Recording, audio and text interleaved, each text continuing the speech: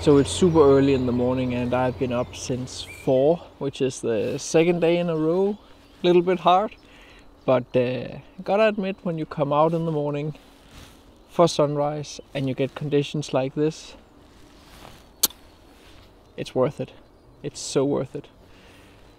I've come back to the forest I was in Tales from the Forest 3. If you haven't seen that one, be sure to check it out.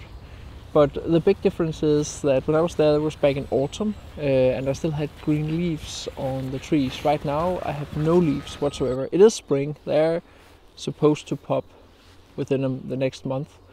But right now, I just have all these bare trees, which all look really, really beautiful. And I found like a little patch of trees. I'm using the long lens, almost 400mm. I have like fog in the background and I have the trees standing out. Looks very beautiful. It's not going to be an award-winning photo, that's for sure, but I really like it for what it is. It's very simple, and that's mainly what I'm after today.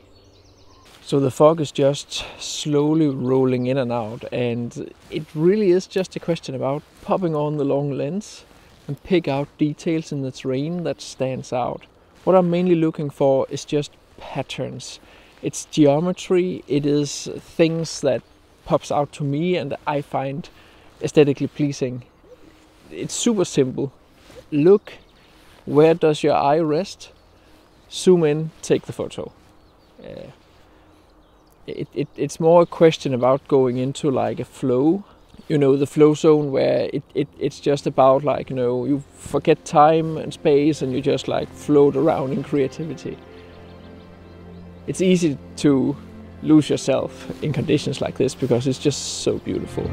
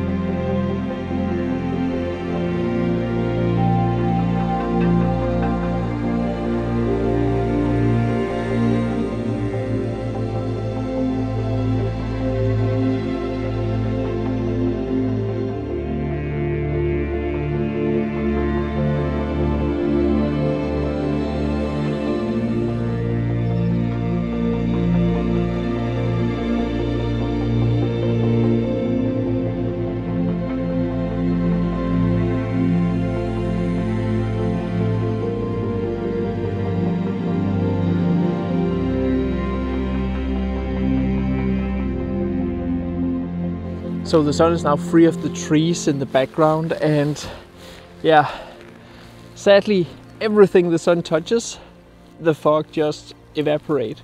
So I'm not really getting what I exactly came for, which were some sun streaks through some trees. The fog is simply just not dense enough for that to happen. So my eye just keep returning to that little patch of trees, and it looks beautiful with the fog in front and popping up. So I think that is going to be my main subject today. I have got a lot of other like twisting and turning and gnarly oak trees, which look kind of good. I think there's some potential. Not much light, but you know, with fog in the background and stuff, I kind of like them.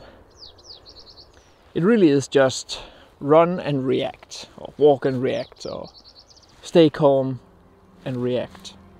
I don't know. I'm just blabbering on. It's way too early in the morning. But it sure is beautiful.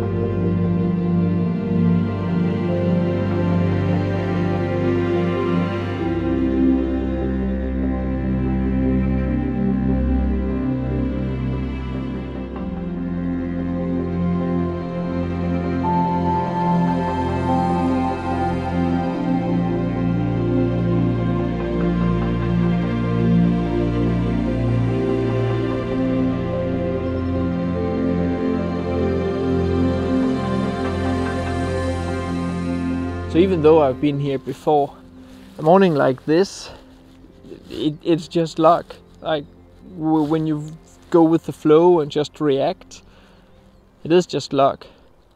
Sometimes it works, other times it doesn't. Kind of feel that today it doesn't, but I'm not sure. I'm never sure before I get home in front of the computer. And that's what makes this so weird. Because yes, I do get that instant feedback when I look at the photo on the back of my screen here. But it's so much different when you see it enlarged in front of the computer. So in many ways it is just luck.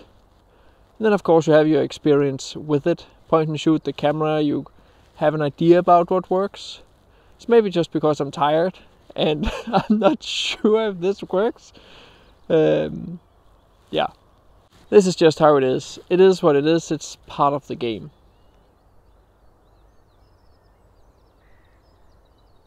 The atmosphere here is just gorgeous, beautiful. There's still quite a lot of mist in the air, getting backlit by the sun, so the trees really stand out. I just can't really find a really nice tree. So it's a little bit like, you know, meh. But I have been shooting all the way through the sunrise, and I've tried the different compositions I've found in different kind of light, with and without sun, only mist in the background, backlit mist in the background. Yeah. Incredibly hard to decide what works.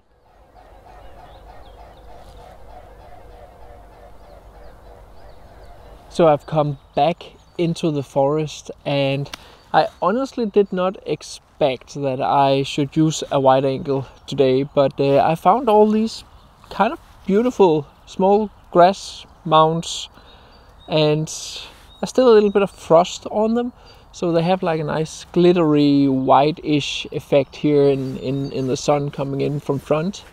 And then I have some pretty decent trees here that looks not too shabby, and then the sun coming in, catch a little bit of sun star there. This is definitely not going to be a photo I will put on my wall, but I think it could do pretty well on Instagram. So it still looks nice, but I do think that it has a little bit too much, you know, impact. And when it comes to woodland photography, I don't search much for impact. It's more the calmness I try to find. But this composition is kind of nice and it's fun to play around.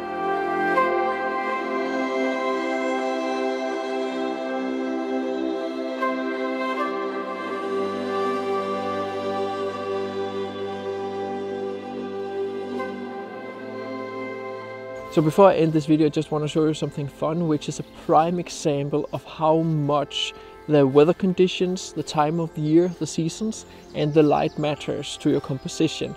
Because right now I'm photographing the exact same composition as my favorite photo from last year, but right now there's just nothing. It completely doesn't work.